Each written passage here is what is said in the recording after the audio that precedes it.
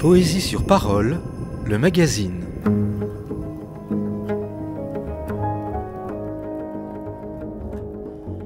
Bernard Pons, vous venez de publier chez José Corti vos traductions des sonnets de Francisco de Quevedo.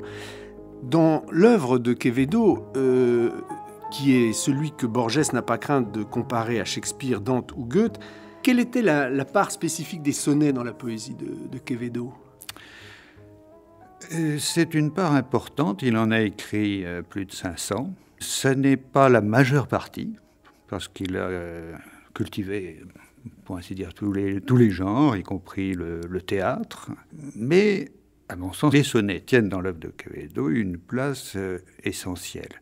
Il me semble que Quevedo a trouvé dans cette forme des conditions qui lui permettaient de porter à leur plus haut degré les qualités qui caractérisent sa poésie. C'est-à-dire, en abrégeant aussi, d'abord une intensité que l'on retrouve partout, et peut-être aussi une agilité.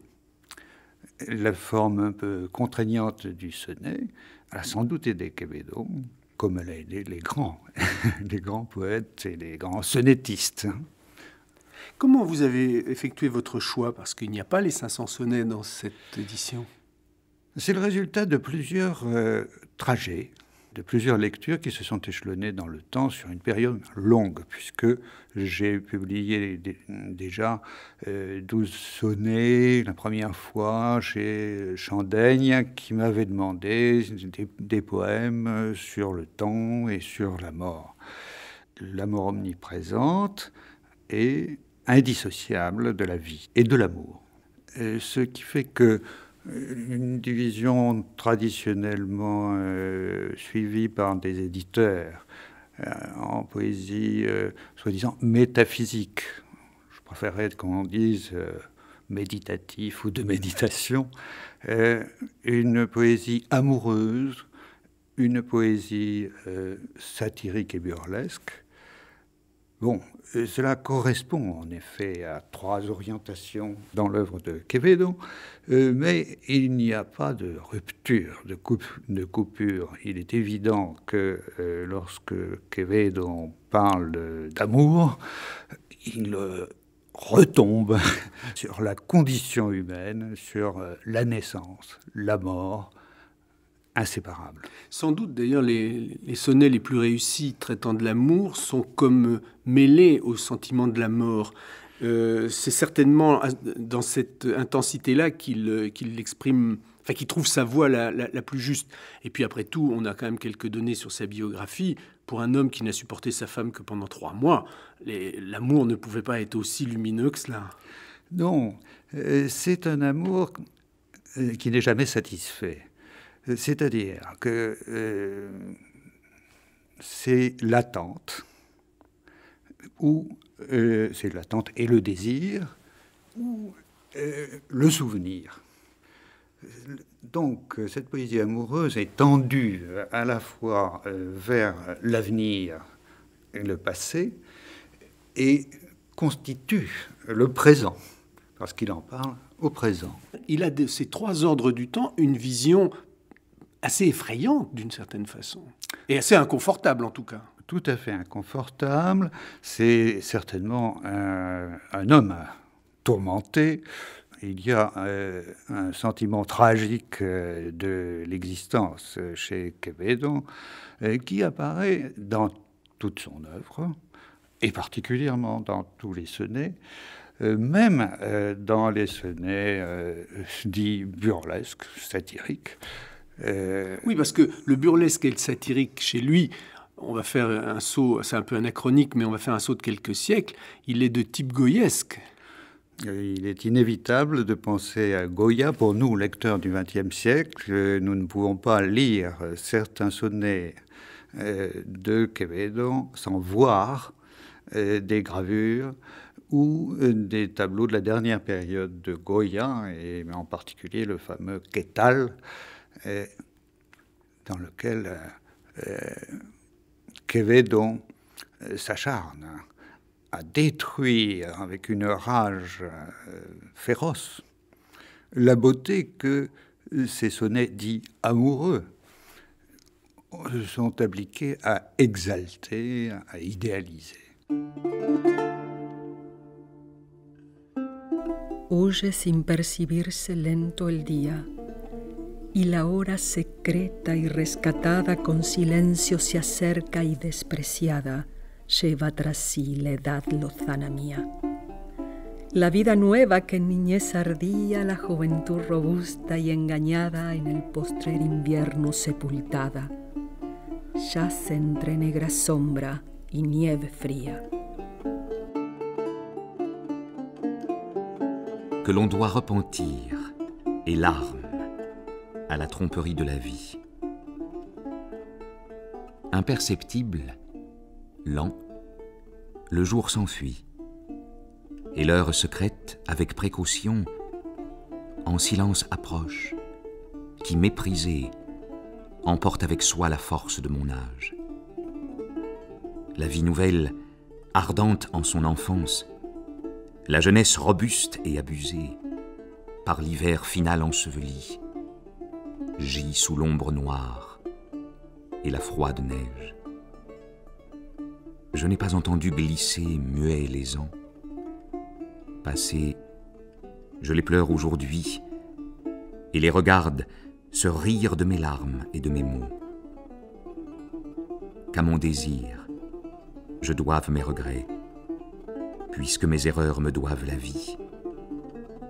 Et j'attends le mal, que sans y croire, j'endure.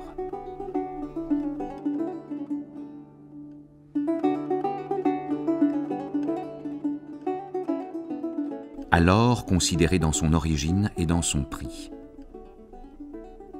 Ce métal, qui en brûlant resplendit, et si grande envie en faible volume enferme, a dans les flammes abjuré la terre. Du rocher, il ne se veut plus parent. Fondu, il montre sa toute-puissance, horreur par la ville aux montagnes empruntées, blême paix et coûteuse guerre, venin pour l'aurore et pour le couchant. Cet orbe infime en âpre monnaie découpée, à l'homme dispute l'honneur d'être un monde en abrégé. Livide loi, par qui tout est permis, capital d'autant plus perdu que mieux gardé. Soif, dans l'abondance même, sans rémission.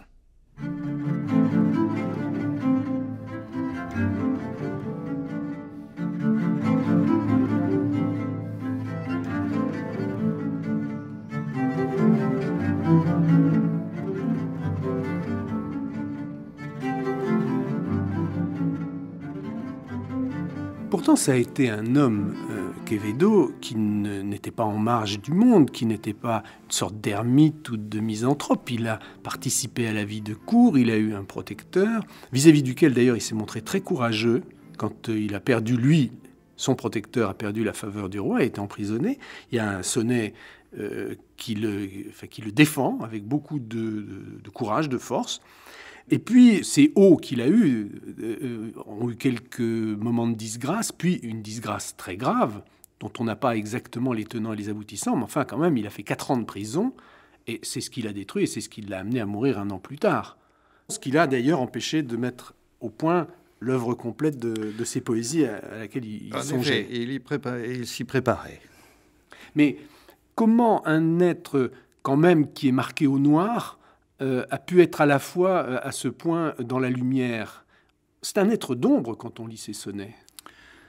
C'est un être sombre, oui, mais d'une extraordinaire vitalité. Et peut-être que seul on a produit le siècle d'or espagnol, c'est-à-dire qu'il y a du Spadassin, il y a presque du Conquistador, ce n'est un peu exagéré, mais il a rempli des missions très délicates et parfois, oui, à la limite, condamnables. On ne sait pas trop à la limite de quoi. Quevedo est en effet un homme de plume, un homme d'épée, un courtisan, tout cela à la fois, et avec la même vigueur et la même intensité. Quelle est aujourd'hui la postérité de Quevedo? La situation est, me semble-t-il, assez complexe. C'est-à-dire que, non, tout le monde le connaît. Et ce n'est peut-être pas indifférent de voir que son nom propre est devenu un nom commun. Quevedos, au pluriel, ce sont les vésicles. Ce qui est intéressant aussi, Quevedo a quelque chose à voir avec la vue. Et ces énormes vésicles qui attirent l'attention dans tous ces portraits nous indiquent bien qu'il doit y avoir un rapport entre la personnalité de ce poète et la vue. Quevedo montre, et il grossit, comme le font les vers de ces vésicles.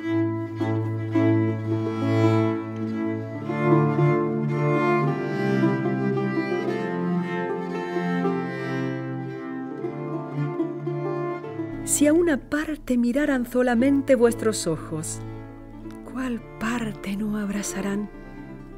Y si a diversas partes no miraran, celaran el ocaso, el oriente. El mirar zambo y zurdo es delincuente. À une dame biscle et pourtant belle. Si vos yeux regardaient d'un côté seulement, quel serait le côté qu'ils n'embraseraient pas? S'ils ne regardaient pas de côtés opposés, soit le couchant, soit l'Orient gèlerait. Criminel, le regard cagneux et gaucher, preuve en est la lumière torse de vos yeux qui par insidieuse mire nous décoche leur rais assassin, à la fois doux et brûlant. Ce qu'ils ne regardent pas, ils le voient, s'emparent de quiconque les voit, et leur conquête est pour l'âme récompense autant que peine.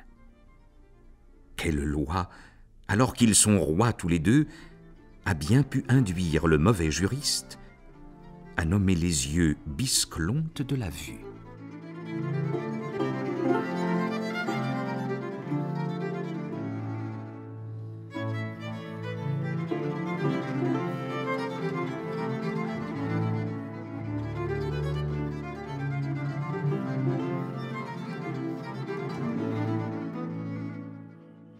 À des ombres fugitives vont mes étreintes. En mes rêves s'épuise mon âme. Seul avec moi-même, je passe nuit et jour à combattre un lutin que je porte en mes bras. Quand je veux plus étroitement l'enlacer, et qu'il voit ma sueur, de moi il s'écarte. Redoublant d'efforts à nouveau, je m'obstine, et mes pensées amoureux font de moi un débris. Je cherche à me venger d'une ombre vaine d'où mes yeux ne se peuvent détacher. Elle m'abuse, et fière de m'abuser, s'enfuit. Me lançant à sa poursuite, je perds courage. Et dans mon désir de l'atteindre, je verse après elle le fleuve de mes larmes.